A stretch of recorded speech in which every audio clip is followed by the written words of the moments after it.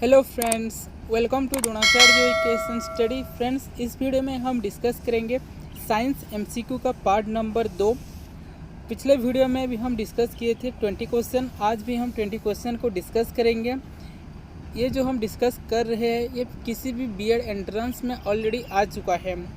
तो दोस्तों, वीडियो बहुत ही इंपॉर्टेंट रहेगा, इसलिए आप वीडियो को अंत तक ज़रूर देखिएगा। यदि फ्रेंड्स आप हमारे चैनल पे नए हो, चैनल को भी सब्सक्राइब कर लीजिएगा। वीडियो पसंद है तो लाइक करिए, आपके दोस्तों के साथ ज़रूर शेयर करिए। तो चलिए स्टार्ट करते हैं आज का इम्पोर्टेंट सेशन को। तो आज का फर्स्ट क्वेश्चन रहेगा, the carriers of genetic information are. Genetic information का कैरियर क्या है? ओके, जो कि कैरियर क्या होता है? जो कि इन्फॉर्मेशन को ट्रांसफ़र करता है। तो जेनेटिक इन्फॉर्मेशन को कौन ट्रांसफ़र करता है? ऑप्शन में है proteins, lipids and minerals, nucleic acids या कार्बोहाइड्रेट्स। यहाँ पर राइट आंसर रहेगा न्यूक्लिक एसिड्स। न्यूक्लिक एसिड जो है कैरियर है जेनेटिक इन्फॉर्मेशन को ट्रांसफ़र करने का। ठीक है। सो नेक्स्ट क्वेश्चन है, wind velocity is measured by. Wind velocity कौन सा इंस्ट्रूमेंट से मेजर किया जाता है? ऑप्शन में है एनीमोमीटर, हाइड्रोमीटर, बारोमीटर या हाइग्रोमीटर। तो यहाँ पर राइट आंसर है एनीमोमीटर। एनीमोमीटर से विंड वेलोसिटी मेजर किया जाता है। ऑप्शन में यहाँ पर आप देख सकते हो कि हाइड्रोमीटर है। तो हाइड्रोमीटर में क्या मापा जाएगा? इसका जो कि आंसर रहेगा स्पेसिफिक ग्रेविटी या डेंसिटी। ठीक है। बारोमीटर में एटमॉस्फेरिक प्रेशर एंड हाइग्रोमीटर में ह्यूमिडिटी। सो नेक्स्ट क्वेश्चन को देखेंगे, the causative organism of rabies disease is. Rabies disease का कॉजेटिव ऑर्गेनिज्म क्या है? बैक्टीरियम, वायरस, फंगस या आल्गी। यहाँ पर राइट आंसर है वायरस। ठीक है। So next question, which of the following is not a plant product. कौन सा जो कि एक प्लांट प्रोडक्ट नहीं है? कॉटन, लैक, जूट या शुगर। राइट आंसर रहेगा लैक, ऑप्शन नंबर बी। नेक्स्ट है, which vitamin in blood plays an important role in clotting. Blood clotting में कौन सा विटामिन इम्पोर्टेंट रोल प्ले करता है? ऑप्शन में है vitamin A, D, E and के। यहाँ पर राइट आंसर रहेगा विटामिन के। विटामिन के जो है ब्लड क्लॉटिंग में हेल्प करता है। तो दोस्त, यहाँ पर आप देख सकते हो कि विटामिन ए, डी, ई के जो कि यहाँ पर रहेगा ये जो कि फैट सोल्यूबल विटामिन है, और वाटर सोल्यूबल जो कि विटामिन रहेगा विटामिन सी होता है। ठीक है। ए, डी, ई के जो कि फैट सोल्यूबल विटामिन है। सो नेक्स्ट क्वेश्चन देखेंगे, the digestion of starch in the diet start in the. Starch का डाइजेशन कहाँ से स्टार्ट होता है? लीवर, स्टोमक, इंटेस्टाइन या माउथ। ओके, तो स्टार्च का जो कि डाइजेशन जो है माउथ से ही स्टार्ट हो जाता है। ऑप्शन नंबर डी यहाँ पर राइट होगा। नेक्स्ट रहेगा, सो नेक्स्ट क्वेश्चन है, vitamin C is chemically known as. Vitamin C का केमिकल नेम क्या है? Ascorbic acid, aspartic acid, citric acid या टर्टरिक एसिड। राइट आंसर रहेगा एस्कॉर्बिक एसिड। विटामिन सी का जो कि केमिकल नेम है एस्कॉर्बिक एसिड। ठीक है। तो फ्रेंड्स, कमेंट सेक्शन में आप बताइएगा citric acid and tartaric acid कहाँ पाया जाता है। ठीक है। सो नेक्स्ट क्वेश्चन है, which of the following radiations is most penetrating. तो इसमें से कौन सा जो कि इसका पेनिट्रेटिंग पावर ज़्यादा है, सबसे ज़्यादा है? X ray, alpha rays, beta rays या गामा रेस। तो राइट आंसर रहेगा गामा रेस। गामा रेस का पेनिट्रेटिंग पावर सबसे ज़्यादा होता है। नेक्स्ट है, an atom with an electronic configuration 288 has a valency of. एक एटम का जो कि इलेक्ट्रॉनिक कन्फिगुरेशन 288 है, तो इसका वैलेंसी कितना होगा? ओके, तो दोस्तों यहाँ पर आप देख सकते हो कि वैलेंसी और वैलेंस इलेक्ट्रॉन ये अलग अलग चीज़ है। तो वैलेंस इलेक्ट्रॉन क्या है? जो कि लास्ट सेल में जो भी इलेक्ट्रॉन होगा उसको वैलेंस इलेक्ट्रॉन बोलेंगे, और वैलेंसी जो है उसका जो कि कैपेसिटी, वो कितना जो है कंपाउंड से जुड़ सकता है, the ability of the atom to take part in the chemical reaction, ये होता है उसका वैलेंसी। तो यहाँ पर हम देखेंगे कि इसका वैलेंसी कितना है। तो यहाँ पर आप देख सकते हो कि उसका लास्ट जो कि यहाँ पर रहेगा सेल में 8 इलेक्ट्रॉन है तो ये इनर्ट गैस कॉन्फ़िगरेशन हो जाएगा, तो इसका वैलेंसी क्या होगा 0। ठीक है, सो फ्रेंड्स इसमें राइट आंसर हो जाएगा 0। सो चलिए नेक्स्ट क्वेश्चन को देखेंगे। Which of the following elements forms the largest number of compounds. कौन सा एलिमेंट्स जो है सबसे ज़्यादा नंबर ऑफ कंपाउंड्स जो है फॉर्म कर सकता है। ऑप्शन में है hydrogen, oxygen, silicon and carbon. यहाँ पर राइट आंसर हो चुकी है कार्बन। कार्बन जो है सबसे ज़्यादा नंबर ऑफ कंपाउंड जो है बनाता है। किस लिए? इसका जो कि वैलेंसी जो है 4 है, इसको टेट्रावेलेंट भी बोला जाता है, और ड्यू टू कैटिनेशन प्रॉपर्टीज जो है ये ज़्यादा नंबर ऑफ कंपाउंड जो है बना सकता है। नेक्स्ट क्वेश्चन है which of the following gases has lowest density. कौन सा गैसेस में जो कि इसका डेंसिटी जो है सबसे लोएस्ट है, इसमें से आर्गन, हीलियम, ऑक्सीजन या नाइट्रोजन। ओके, तो राइट आंसर रहेगा हीलियम। हीलियम का जो कि लोएस्ट डेंसिटी है। और सबसे ज़्यादा डेंसिटी किसका है फ्रेंड्स पीरियोडिक टेबल में, आप बता सकते हो कमेंट सेक्शन में। नेक्स्ट है in the formation of Na++ nickel, तो इसमें क्या हो रहा है Na++ में? Gain of 2 electron, losses 2 electrons, losses 2 proton या गेंस 2 प्रोटॉन। तो Na++ हो रहा है। तो पिछले वीडियो में आपको बता दिए थे फ्रेंड जो कि किसी भी एटम्स में जो कि ++ चार्ज आता है तो ये क्या कर मतलब वो जो है इलेक्ट्रॉन को लॉस कर रहा है। जब इलेक्ट्रॉन का लॉस होता है तो पॉजिटिव चार्ज आता है, जब इलेक्ट्रॉन का गेन होता है तो नेगेटिव चार्ज होता है। तो Na++ मीन यहाँ पर जो कि इलेक्ट्रॉन का लॉस हो रहा है, लॉसेस 2 इलेक्ट्रॉन्स, इसमें राइट आंसर हो जाएगा। ठीक है, नेक्स्ट है if 8 gram of metallic oxide on decomposition gives 1.6 gram oxygen, what is the equivalent weight of the metal। तो फ्रेंड्स इसका एक फार्मूला यहाँ पर हम पुट करेंगे, जैसे कि फार्मूला रहेगा mass of metal upon mass of oxygen is equal to equivalent weight of metal divided by equivalent weight of oxygen. Okay, तो यहाँ पर हम पुट करेंगे जो भी गिवन दिया गया है mass of the metal and oxygen. Okay, तो यहाँ पर आपका हो जाएगा मास ऑफ द मेटल कितना होगा, तो मेटालिक ऑक्साइड जो कि 8 ग्राम है और यहाँ पर ऑक्सीजन 1.6 ग्राम है, तो मेटल कितना आ जाएगा 8 माइनस 1.6 ग्राम, ये मास ऑफ द मेटल आ जाएगा। और मास ऑफ द ऑक्सीजन कितना है 1.6। ओके, फिर यहाँ पर इक्विवेलेंट वेट ऑफ मेटल्स रहेगा जो कि हमें निकालना है, तो इसको हम x लिख रहे हैं। और इक्विवेलेंट वेट ऑफ ऑक्सीजन में यहाँ पर आ जाएगा molecular weight divided by valency. Okay, तो मॉलिक्यूलर वेट कितना है ऑक्सीजन का 16 है, और इसका वैलेंसी जो कि है 2 है, तो यहाँ पर आपका आ जाएगा 8। तो यहाँ पर रहा 8/x/8, यहाँ पर आपका है 8 माइनस 1.6, तो यहाँ पर हम लिखेंगे 8 minus 1.6 divided by 1.6 is equal to x/8। तो इसका वैल्यू आ जाएगा कितना 6.4 divided by 1.6 is equal to x/8। तो ये आपका पॉइंट तो कट जाएगा, तो 16×4 = 64, तो x का वैल्यू यहाँ पर आपका आ जाएगा 32। ठीक है, तो जो कि है equivalent weight of the metal 32 यहाँ पर राइट आंसर हो जाएगा। ठीक है friends, sphere A attract sphere B as well as sphere C. Sphere B repel sphere C. If sphere C is negatively charged, it can be concluded that. Okay, तो यहाँ पर हम थोड़ा सा लिख लेते हैं इसको। स्पीयर ए जो है अट्रैक्ट करता है स्पीयर बी को। ठीक है,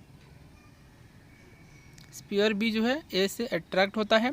नेक्स्ट है as well as sphere C. Sphere C भी जो कि है अट्रैक्ट होता है sphere A, okay. And sphere B repel sphere C, sphere B and C दोनों में यहाँ पर रिपल्सन है। तो if sphere C is negatively charge, sphere C जो है नेगेटिवली चार्ज्ड है, तो इसमें से ऑप्शन में से कौन सा ऑप्शन सही होगा, ओके। तो यहाँ पर आपका सी जो है यहाँ पर आपका नेगेटिव है, तो बी क्या होगा, बी पॉजिटिव होगा दोनों में। सॉरी फ्रेंड्स, यहाँ पर बी जो भी यहाँ पर आपका नेगेटिव हो जाएगा, तो यहाँ पर दोनों में रिपल्सन होगा।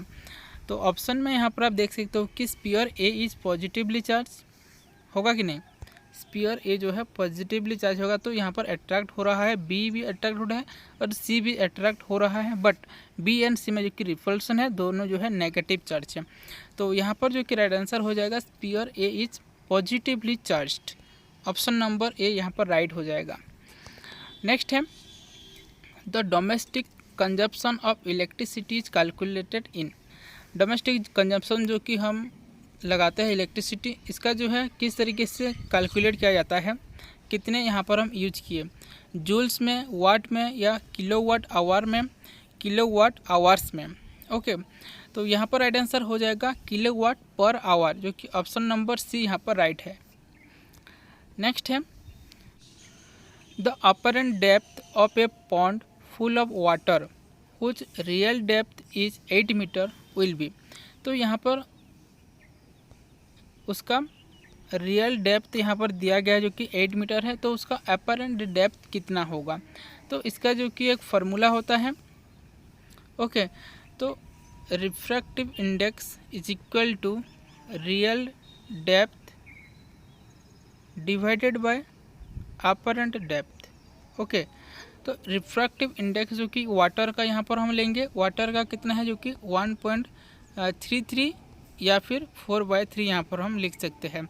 तो यहाँ पर हम पुट कर लेंगे जो कि 4/3 is equal to real depth यहाँ पर जो कि दिया गया है 8 है, और अपरेंट डेप्थ यहाँ पर पूछा गया है, इसको हम x लिख लेंगे। तो यहाँ पर आप देख सकते हो ये 4 से कट जाएगा 2, तो x यहाँ पर आ जाएगा, जब आप क्रॉस मल्टीप्लिकेशन करोगे तो x कितना आ जाएगा 3 × 2 जो कि 6 मीटर यहाँ पर आपका राइट आंसर हो जाएगा। ठीक है फ्रेंड्स, इसको आप देख सकते हो जो कि refractive index is equal to real depth divided by apparent depth, option number C यहाँ पर आपका राइट हो जाएगा 6 मीटर, इसका अपरेंट डेप्थ हो जाएगा। सो नेक्स्ट क्वेश्चन है the rays which are not deflected by electric और मैग्नेटिक फील्ड आर, कौन सा रेज जो है यहाँ पर डिफ्लेक्टेड नहीं होता है इलेक्ट्रिक और मैग्नेटिक फील्ड में, अल्फा, बीटा, गामा या पॉजिटिव रेस। तो यहाँ पर राइट आंसर हो जाएगा जो कि गामा रेस, गामा रेस जो है डिफ्लेक्टेड नहीं होता है। नेक्स्ट है a metal surface ejects electrons when heat by green light but no electron ejected when heat by yellow light.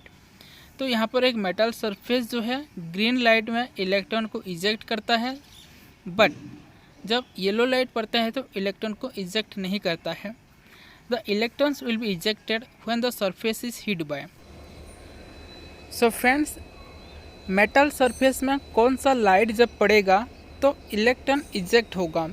जैसे कि यहाँ पर बोला गया है कि ग्रीन लाइट में जो कि इजेक्शन हो रहा है इलेक्ट्रॉन का, बट यहाँ पर येलो लाइट में इजेक्शन नहीं हो रहा है। तो फ्रेंड्स, जो कि आपको पता होगा जो कि विबग्योर जो कि विजिबल लाइट है, VIBGYOR, ओके। तो यहाँ पर वायोलेट से रेड तक जो कि यहाँ पर उसका जो कि वेवलेंथ जो है इसका इंक्रीजिंग ऑर्डर में है, बट इसका जो कि फ्रीक्वेंसी जो है इसका डिक्रीजिंग ऑर्डर में होता है, और जिसका फ्रीक्वेंसी ज़्यादा होता है उसका जो कि एनर्जी ज़्यादा होता है, जो कि E = S न्यू। तो जिसका फ्रीक्वेंसी ज़्यादा होगा उसका एनर्जी ज़्यादा होगा। तो यहाँ पर आप देख सकते हो कि ग्रीन में जो कि इलेक्ट्रॉन का इजेक्शन हो रहा है, इसका एनर्जी है, बट येलो में नहीं हो रहा है। तो इसमें से और किसी में हो सकता है जो कि इसके नीचे जब हम जाएंगे इसका फ्रीक्वेंसी जो कि है ज़्यादा होगा, जो कि ब्लू का ज़्यादा होगा, इंडिगो का भी ज़्यादा होगा, वायोलेट का भी ज़्यादा होगा। तो यहाँ पर नीचे जब हम जाएंगे तो इसका जो है इलेक्ट्रॉन, जब यहाँ पर ये लाइट जो कि पड़ेगा ब्लू लाइट या फिर इंडिगो या फिर वायोलेट, तो इलेक्ट्रॉन इजेक्ट होने का यहाँ पर चांसेस रहेगा। बट यहाँ पर हम जाएंगे जो कि ऑरेंज रेड में, इसका जो कि है फ्रीक्वेंसी लो होते जा रहा है, तो यहाँ पर जो कि नहीं होगा। तो इसमें जो कि राइट आंसर क्या होगा अपने, जो कि ब्लू लाइट, जो कि ग्रीन से नीचे यहाँ पर हम जब जाएंगे इसका फ्रीक्वेंसी ज़्यादा होगा, तो यहाँ पर आपका आ जाएगा ब्लू लाइट। ब्लू लाइट जब पड़ेगा तो यहाँ पर इलेक्ट्रॉन जो है इजेक्ट होगा। ओके, सो फ्रेंड्स इसका राइट आंसर रहेगा जो कि ब्लू लाइट। सो नेक्स्ट क्वेश्चन है, 2 coils have a combined resistance of 12 ohms when connected in series and 1/3 ohms when connected in parallel.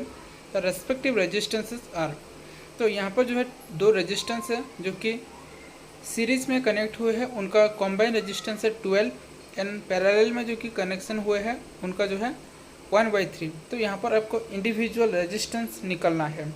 ठीक है, तो यहाँ पर हम पहले लिखते हैं जो कि ये सीरीज में है तो R1 + R2 is equal to 12 ohm and parallel में रहेगा 1/R1 + 1/R2 is equal to 1/3। तो इसको हम लिख सकते हैं R2 is equal to 12 - R1। Okay, और इसको हम यहाँ पर हम एलसीएम लेंगे पहले। R1 R2 यहाँ पर एलसीएम चला जाएगा, ऊपर रहेगा R1 + R2 is equal to 1/3। ठीक है, तो नेक्स्ट स्टेप में क्या होगा, ये R2 का वैल्यू को हम ये नीचे में यहाँ पर हम पुट कर लेंगे। तो नेक्स्ट क्या आ जाएगा, इसको थोड़ा सा आप लिख लीजिएगा, R1 + R2 divided by R1। तो R2 का वैल्यू क्या है 12 - R1 is equal to 1/3। Okay, फिर यहाँ पर हम क्या करेंगे, R1 + R2 का वैल्यू को पुट कर लेंगे। तो यहाँ पर 12 है divided by R1, 12 - R1 is equal to 1/3। तो यहाँ पर हम नेक्स्ट क्या करेंगे, इन दोनों को यहाँ पर हम इंटू करेंगे और क्रॉस मल्टीप्लिकेशन हो जाएगा। तो यहाँ पर आपका आ जाएगा 12R1 - R1² is equal to 36। तो यह क्वाड्रेटिक इक्वेशन बन गया है। अभी इसको हम थोड़ा सा लिख लेते हैं अच्छे से, क्योंकि R1² इस तरफ चला जाएगा और यहाँ पर हम 12R1 को भी इस तरफ ले लेंगे। तो यहाँ पर आपका हो जाएगा R1² - 12R1 + 36 is equal to 0। तो ये क्वाड्रेटिक इक्वेशन बन गया है। इसको आप थोड़ा सा जो है अच्छे से जो है लिख लीजिएगा। ओके, तो यहाँ पर आपका आ जाएगा जो कि इस इक्वेशन में जो कि 2 वैल्यू यहाँ पर आपका आ जाएगा R1 का। जब इसको ऐड कर लेंगे तो -12 और इंटू करेंगे तो 36। तो ऐसा 2 यहाँ पर आपको नंबर लाना है। ओके, जो कि R1² यहाँ पर हम लिख लेंगे 6R1 - 6R1। तो ये हो जाएगा जो कि जब इसको हम इंटू करेंगे 6 -12 आ जाएगा, प्लस करेंगे जब इंटू करेंगे तो 36 आ जाएगा। इस यहाँ पर +36 इज इक्वल टू 0। तो यहाँ पर आपका कॉमन आ जाएगा R1, तो R1 - 6 रहेगा। तो इन दोनों में भी जो कि है क्या कॉमन जाएगा, जो कि 6 कॉमन जाएगा। तो R1 - 6 आ जाएगा। तो नेक्स्ट स्टेप में क्या होगा, R1 - 6 कॉमन जाएगा और यहाँ पर आपका आ जाएगा R1 - 6। तो R1 का वैल्यू कितना आ जाएगा, इज इक्वल टू 0। तो R1 का वैल्यू यहाँ पर आपका 6 आ जाएगा, R1 का वैल्यू 6 आ जाएगा। तो R1 6 है, तो यहाँ पर आपका R2 कितना होगा, क्योंकि R1 + R2 तो है 12 है, तो R2 भी यहाँ पर आपका 6 आ जाएगा। तो इंडिविजुअल रेजिस्टेंस जो कि यहाँ पर आपका आ जाएगा 6 ओम। ठीक है, ऑप्शन नंबर बी यहाँ पर आपका राइट है। So next question, a hole is drilled through the earth along its diameter and a stone is dropped into it. At the center of the earth the stone possesses. अर्थ का जो कि centre में जो भी यहाँ पर हम ड्रॉप किए हैं स्टोन, उसका क्या होगा, उसमें क्या होगा, उस स्टोन में एक्सेलरेशन होगा या काइनेटिक एनर्जी, पोटेंशियल एनर्जी या नो एनर्जी। ओके, तो यहाँ पर जो कि राइट आंसर रहेगा ये नो एनर्जी होगा। ओके फ्रेंड्स, तो दोस्तों आज हम डिस्कस कर चुके हैं जो कि 10 क्वेश्चन। आपको ये वीडियो कैसा लगा कमेंट सेक्शन में ज़रूर बताइएगा। अच्छा लगा तो फ्रेंड्स लाइक कर लीजिएगा, आपके दोस्तों के साथ भी ज़रूर शेयर कर लीजिएगा। मिलेंगे अगले वीडियो में। Thank you.